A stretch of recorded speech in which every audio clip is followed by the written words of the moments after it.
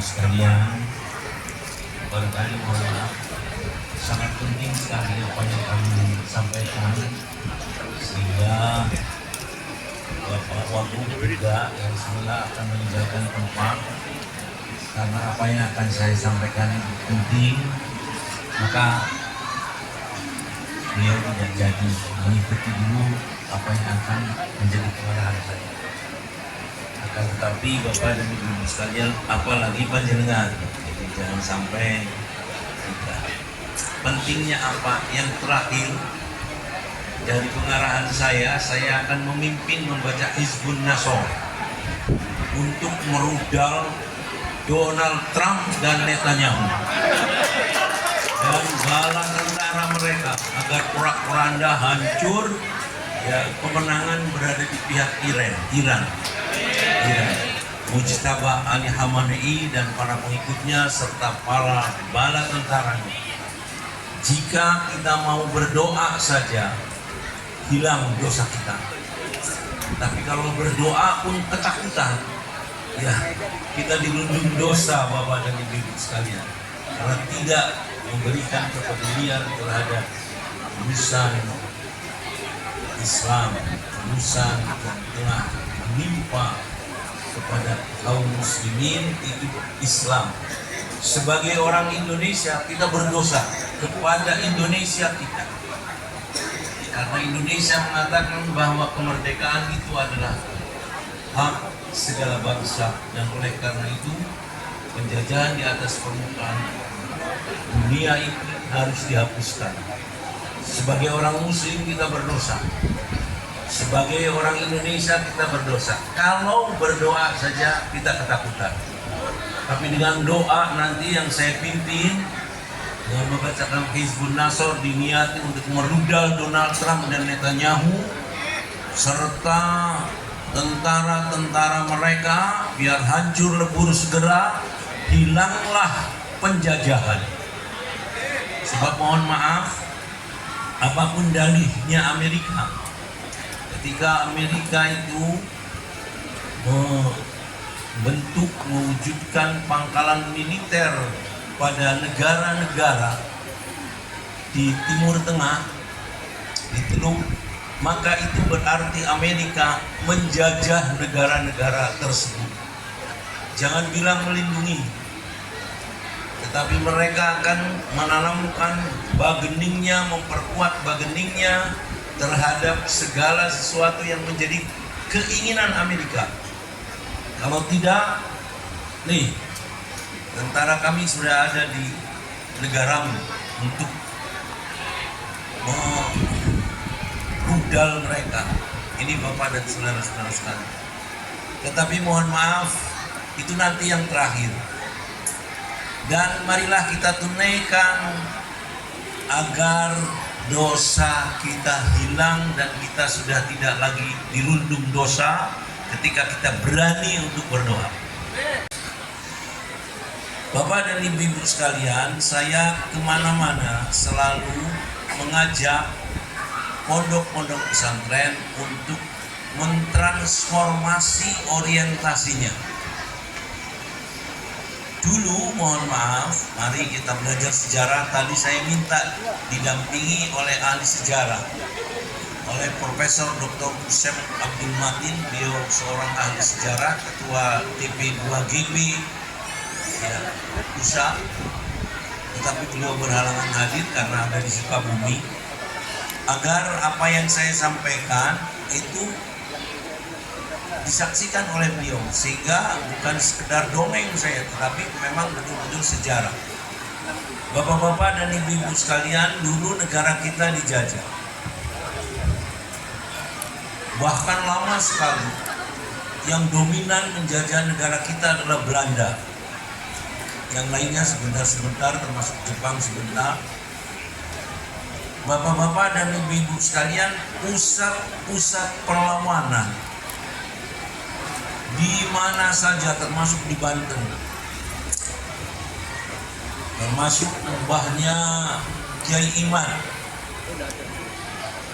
itu adalah dari pesantren-pesantren melawan Belanda, melakukan perlawanan terhadap Belanda karena memang pesantren berjiwa huria, tetapi mudah ditumpas oleh Belanda. Kenapa mudah ditumpas oleh Belanda?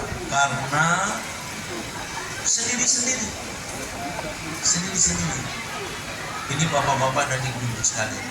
Akhirnya para pemikir-pemikir pesantren mempersiapkan untuk mewujudkan sebuah organisasi yang akan bisa menghimpun pesantren-pesantren sehingga pesantren itu bersatu. Ini bapak-bapak dan ibu-ibu sekalian. Didirikanlah di Surabaya pada tahun 1916 karena perlu dulu dibentuk kader-kadernya yang akan memimpin organisasi ini. Namanya Nahdlatul Wathon. Nahdlatul Wathon itu adalah tempat pengkaderan yang muridnya sekitar 65-an. Ya. Berperiode, setahun sekali periodisasinya. 65, nanti diganti lagi tahun berikutnya 65. Terdiri dari putra-putranya kiai, putra-putrinya tokoh, putra-putranya pemimpin-pemimpin, putra-putra.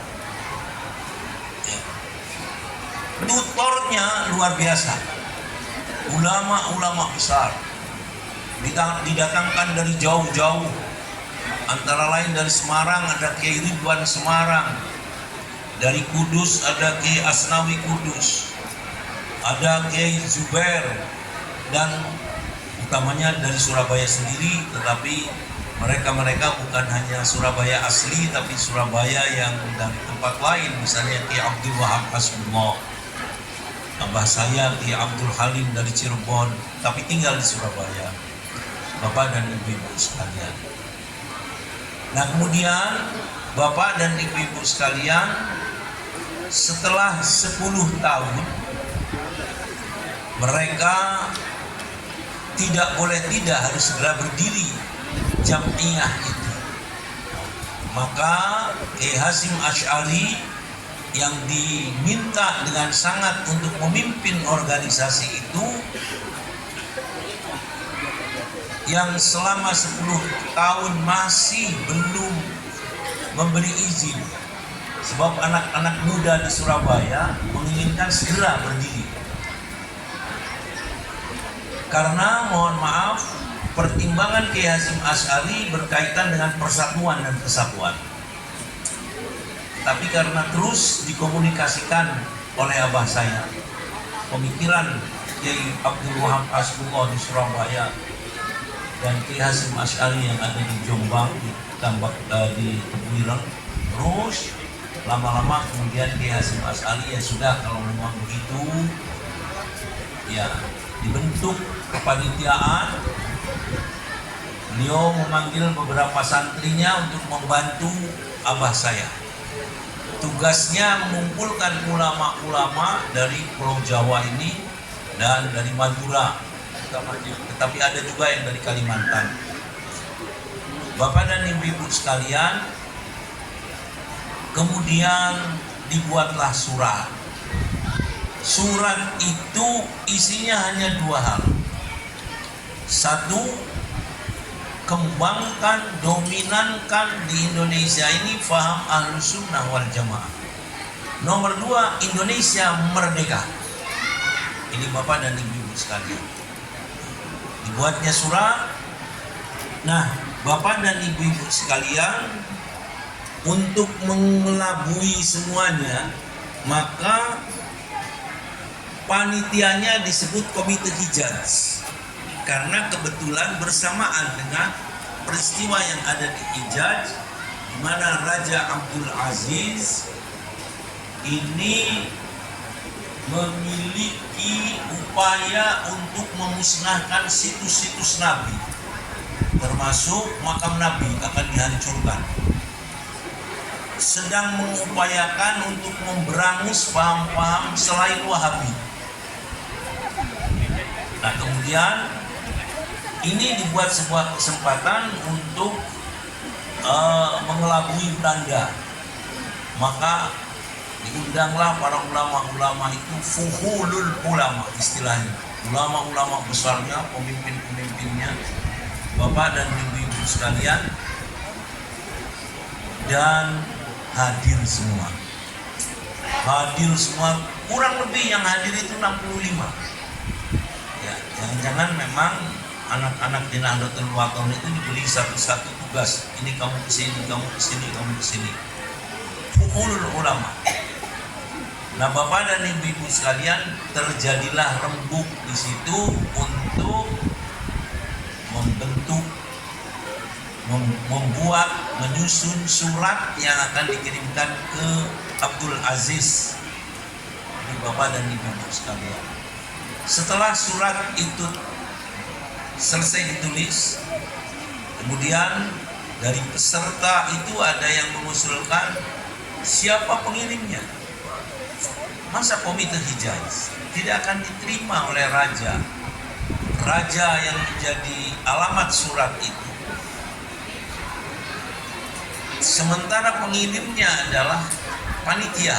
Tidak mungkin raja mau menerima surat dari panitia. Maka Kiai Mas Alwi mengusulkan pengirimnya adalah Nahdlatul Ulama. Nahdlatul diambilkan dari kata Nahdlatul Wathon, ulama diambilkan dari ulama yang hadir saat itu. Nah, bapak dan ibu-ibu sekalian, kemudian segera disusun kepengurusan Nahdlatul Ulama saat itu. Yaitu utamanya yang disusun hanya 4 orang, yaitu Rois Akbar Kiai Hasyim Asy'ari, kemudian Wakil Rois Akbar Kiai Ahmad Dahlan Ahyad dari Surabaya, Katib Awal Kiai Abdul Wahab Hasbullah, Katib Sani Kiai Haji Abdul Halim, abah saya. Ini bapak dan ibu sekalian, selanjutnya untuk melengkapi susunan PB itu abah saya disuruh untuk melengkapinya pengurusan itu, karena beliau adalah sekretaris Nahdlatul Wathon.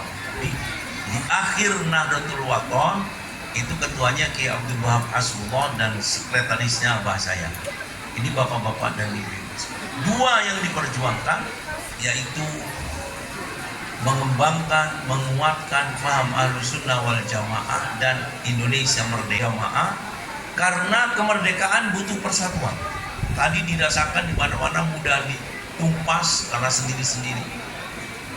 Nah, faham Islam yang akan bisa mewujudkan persatuan dan kesatuan adalah faham Ahlussunnah wal Jamaah.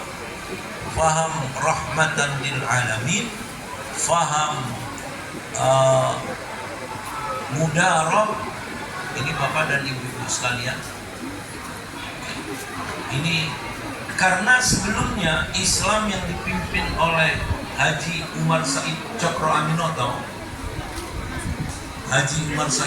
Aminoto, fahamnya khilafah. Tidak mungkin kalau faham khilafah kemudian akan bisa mewujudkan persatuan dan kesatuan, sementara kita dalam rangka Indonesia Merdeka membutuhkan persatuan dan kesatuan. Ini bapak-bapak dan ibu sekalian. Saat NU berdiri, ya, abah saya menggambarkan dalam kitab Perjuangan Nahdlatul Ulama, ya, kitab NU yang pertama kali terbit, disusun langsung oleh pelakunya, ditasheh oleh Kiai Abdul Wahab Hasbullah, disepakati oleh Kiai Idham Khalid waktu itu. Bapak-bapak dan ibu-ibu sekalian, tujuannya adalah mendominankan paham Ahlussunnah wal Jamaah dan Indonesia Merdeka. Saat itu berdiri, gemetar sudah jeroan penjajah ini dibayangkan dalam kitab itu. Kenapa? Karena kemarin pusat-pusat perlawanan itu pesantren-pesantren dan mudah dihancurkan, walaupun berat kok. Walaupun separatis sendiri-sendiri tapi berat. Sekarang disatukan, ya pasti merdeka lah. Ini Belanda saat itu. Dan akhirnya memang kemudian merdeka. Setelah merdeka, kemudian Bapak dan Ibu-ibu sekalian, merdeka terancam lepas. Di tanggal 10 November hampir lepas. Tetapi kenapa bisa dipertahankan dengan ribuan korban, nanti saya jelaskan. Karena tanggal 22 Oktober ada resolusi jihad oleh Kiai Hasyim Asy'ari yang mengatakan hukumnya fardu ain untuk mempertahankan kemerdekaan Indonesia, dan jika gugur dalam mempertahankan kemerdekaan Indonesia, maka Bapak dan Ibu-ibu sekalian hukumnya mati syahid. Terjadilah peristiwa 10 November, santri yang menentukan. 10 November itu dari instruksi santri. Bung Tomo datang